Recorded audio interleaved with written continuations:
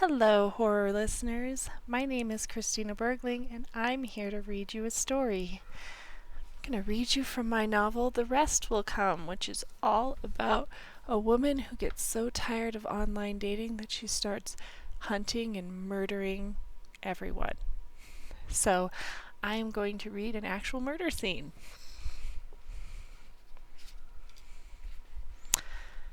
Hours later, Joffrey snored naked beside Emma in her bed, wrapping her blanket around himself and leaving her with only the trailing edge of the fabric. Emma lay flat on her back, staring through the blackness to imagine the texture of the ceiling. Her eyes snapped wide as the deafening roar of her brain crowded the empty darkness above her. She drummed her fingers on her breastbone, trying to ground herself through the sensation, attempting to keep her churning mind contained within her flesh. Sobriety edged on her nerves, carving itself out of the sedation and back to the surface of her skin. With the disorienting weight waning from her brain, the chorus of accusations and doubt only became more deafening. She felt nothing about the sex, unchanged by his uninspired, clumsy performance. He was cheap even in bed, fumbling over her until he seized for an instant, then collapsed. He was satisfied by his own rapid orgasm, and clearly gave no thought to her experience.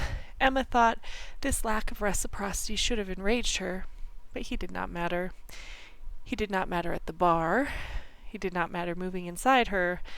He did not matter snoring annoyingly beside her. What mattered was the terrifying detachment blossoming inside her chest and how welcoming and comforting it felt.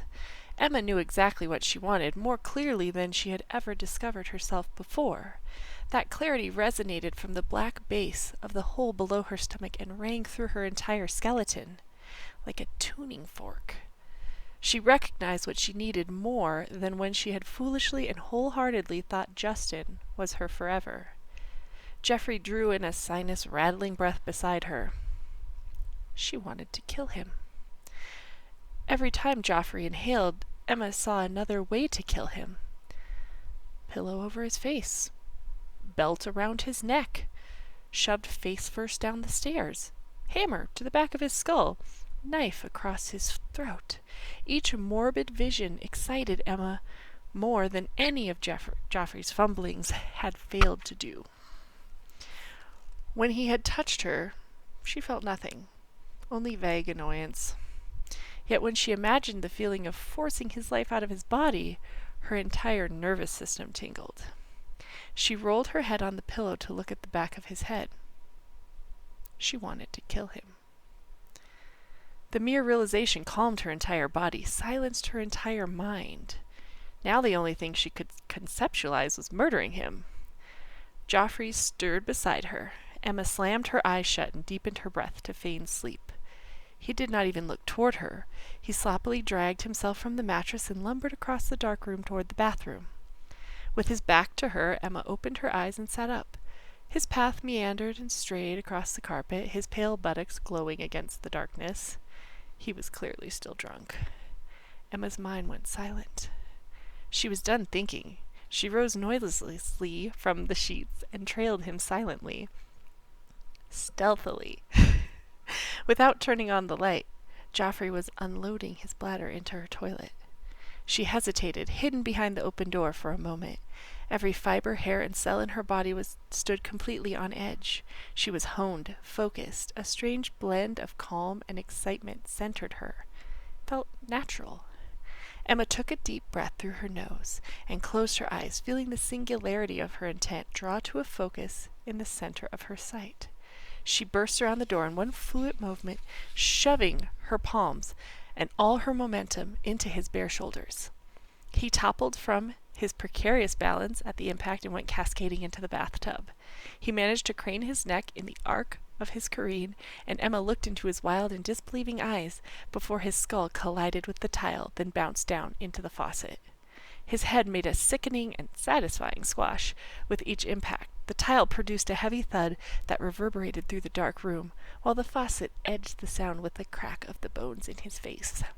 Joffrey's body instantly went limp. His entire weight pooled chaotically in the porcelain basin. Emma stared blankly at her new victim, feeling placidity radiate through her chest. Placing her bare toes on the tile floor, she carefully stepped toward the bathtub, leaning forward toward the body. Then the wet sound bubbled through his demolished nasal cavity. He was still breathing. She took a moment to scan her eyes over the room, then she reached her hands out to cradle the cold porcelain. The lid scraped as she removed it from the toilet tank. She wrapped her fingers around the cool material, comparing the smoothness of the painted top to the roughness of the unfinished underbelly.